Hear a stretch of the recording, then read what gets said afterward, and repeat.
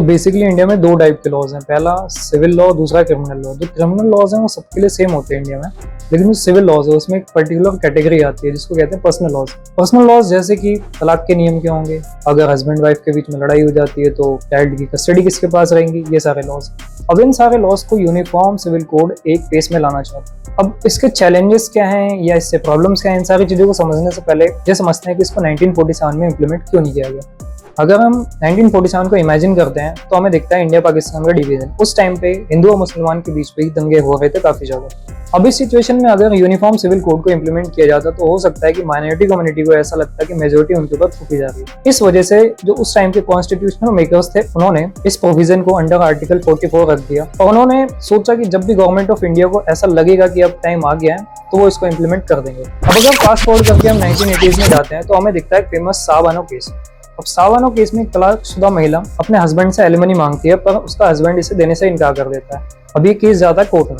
अब supreme court of India कहती है कि आपको एलिमनी देनी पड़ेगी। इस फैसले के खिलाफ राजीव गांधी गवर्नमेंट एक बिल लेके आती है एंड वो इसमें क्लियरिफाई करती है कि जो मुस्लिम हस्बैंड है उन्हें सिर्फ इद्दत पीरियड तक ही एलिमनी देने की जरूरत है, उसके बाद देने की जरूरत नहीं है।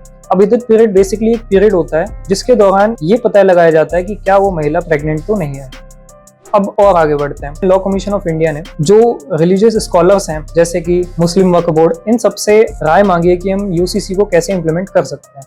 अब लॉ कमीशन ऑफ इंडिया ने एग्जांपल दिए हैं देवदासी प्रथा, सती और ट्रिपल तलाक जैसे। उन्होंने कहा है कि रिलीजन जो था पहले उस टाइम पे वुमेन्स को इक्वल राइट्स नहीं दिए गए थे और आज टाइम चेंज हो चुका है और हमें लॉज भी अपने चेंज करने चाहिए। लॉ कमीशन क्या है? लॉ कमीशन बेसिकली एक कमीशन है जो कि गवर्नमेंट ऑफ इंडिया संगठित करती है ताकि जो देश के लॉज है उनके ऊपर विचार किया जा सके और नए लॉज को बनाया जा सके। अब ये तो बात होगी हिस्ट्री। अब ये समझते हैं कि प्रेजेंट टाइम में क्या क्या चैलेंजेस है इसको इम्प्लीमेंट करने में। अब इसको इम्प्लीमेंट करने में जो सबसे बड़ा चैलेंज है इसका इंटरफेरेंस विद रिलीजियस डॉक्ट्रिन, जैसे कि मनुस्मृति और शरीयत। शरीयत जो है वो मुसलमानों का कानून है एंड जो मनुस्मृति है वो हिंदुओं का कानून। अब इन दोनों ही कानूनों में कई ऐसी चीजें दे रखी हैं जो कि प्रेजेंट टाइम में अगर यूनिफॉर्म सिविल कोड को इंप्लीमेंट किया जाता है तो इनके साथ इंटरफेरेंस किया ही जाएगा। दूसरा जो सबसे बड़ा चैलेंज है वो है ट्राइबल कल्चर। ट्राइबल कल्चर सदियों से ही जो मेनलैंड इंडिया है उनके लोगों से हमेशा से अलग रहा है और अगर यूनिफॉर्म सिविल कोड को इंप्लीमेंट किया जाता है तो ऐसा हो सकता है कि उनके कल्चर के साथ भी इंटरफेयर किया जाए जो कि शायद उन्हें पसंद ना आए। अब इसका एक चैलेंज ये भी है कि कौन से स्टैंडर्ड को हम सही मानेंगे। क्या हम हिंदू स्टैंडर्ड को सही मानेंगे, मुस्लिम स्टैंडर्ड को सही मानेंगे, दया भागा सिस्टम को सही मानेंगे, मितक सिस्टम को सही मानेंगे। हम कैसे डिसाइड करेंगे कि कौन सा स्टैंडर्ड सभी को मंजूर होगा। अब एक सवाल और भी है जो लोगों के मन में रहता है कि क्या यूसीसी एसेंशियल प्रैक्टिसेस के साथ इंटरफेयर करेगा, जैसे कि हिजाब पहनना, मंदिर जाना या कबूल करना या 7 फेरे लेना, क्या इन सारी चीजों के साथ भी इंटरफेयर करेगा? तो जवाब है नहीं, उसका इससे कोई लेना देना है नहीं। बात करते हैं कि बेसिकली इसका फायदा क्या होगा।